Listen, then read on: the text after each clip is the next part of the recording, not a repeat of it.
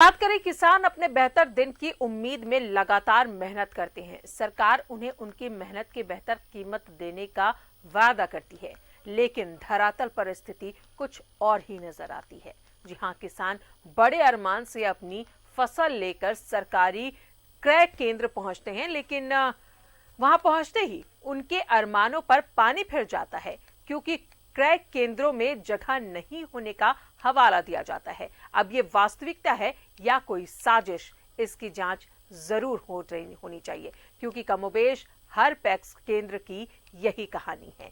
चतरा की ये रिपोर्ट देखें। चतरा जिले के किसान इन दिनों धान खरीद नहीं होने से काफी परेशान हैं।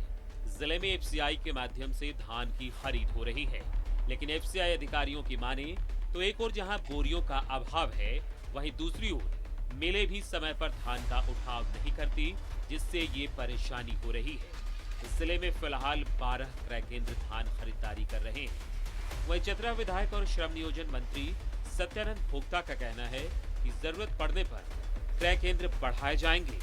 सुबह 6 बजे से धान लेकर आए हुए हैं और गोदाम में जगह नहीं रहने के कारण धान अंदर नहीं किया जा रहा है। हम लोग रात में यहाँ करीब 15-20 आदमी यहीं सोए भी, और इस समय जब आए पदाधिकारी तो बोलते हैं कि जगह ही नहीं। दूसरी तरफ किसानों का कहना है कि पैक्स के गोदामों में जगह नहीं है, जिससे धान खरीदने में देर हो रही है। हंटरगंज प्रखंड के क्रय केंद्र पर 3 दिनों से अपनी बारी का इंतजार कर रहे किसान का कहना है कि धान खरीद नहीं होने से काफी परेशानियों का सामना करना पड़ रहा है। यहाँ तक कि अपनी जरूरत के खर्च भी पूरे नहीं हो पा रहे। ऐसे में सरकार अगर इस मामले को गंभीरता से नहीं लेती तो किसानों के सामने विकट स्थिति उत्पन्न हो जाएगी। हालांकि चतरा जिले में अब तक 15,436 किसानों के बीच पैक्स के माध्यम से 47 लाख रुपए का भुगतान किया गया है। इसके पूर्व 7 जगह था, 5 में बढ़ोतरी हुआ है और आवश्यकता होगी कि और धान का खोला जाए एडिशनल, तो माननीय मुख्यमंत्री महोदय का निर्देश है कि कोई भी विधायक मंत्री चाहे वहाँ खुलवा सकता है। चतरा जिले में धान क्रय केंद्रों पर भारी भीड़ है। किसान धान क्रय केंद्रों पर डटे हैं, लेकिन धान का उठाव नहीं हो रहा है। 3-4 दिनों के बाद ही नंबर आता है। इस समस्या से परेशान होकर किसान धान खरीद करने वाली एजेंसियों पर नकेल कसने की मांग कर रहे हैं।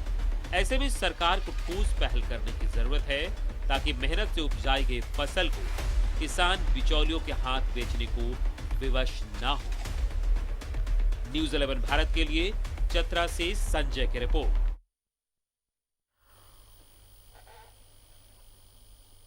और बातचीत करते हैं, चतरा से सहयोगी संजय हमारे साथ बने हुए हैं। संजय, कड़ी मेहनत करते हैं किसान, उसके बावजूद जो परेशानी है वो बयां कर रहे हैं। क्रय केंद्र में कमी होने की वजह से धान का उठाव नहीं हो पा रहा है।